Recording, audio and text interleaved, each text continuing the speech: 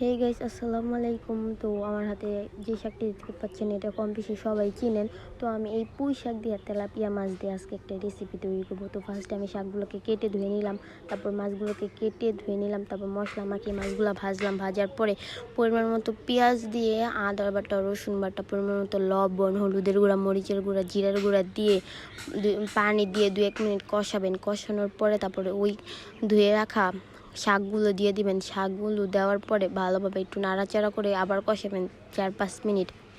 তো আমি মাটির চুলায় রান্না করতেছি। মাটির চুলায় রান্না করলে যে কোনো খাবার অনেক স্বাদ লাগে, আপনারাও চাইলে ট্রাই করতে পারেন, তারপর বলবেন আমাকে কেমন লাগে। তো এরকম শাকটা যখন এরকম হয়ে যাবে, অনেক শুকিয়ে যাবে, তো তখন পরিমাণ মতো পানি দিয়ে দিবেন। পানি দিয়ে দেওয়ার পরে 4-5 মিনিট ভালোভাবে জাল করবেন।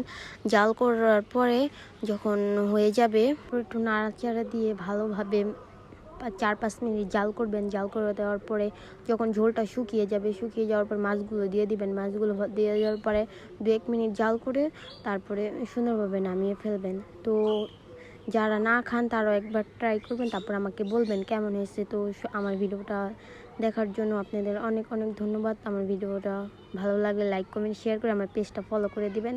বাই বাই, আল্লাহ হাফেজ।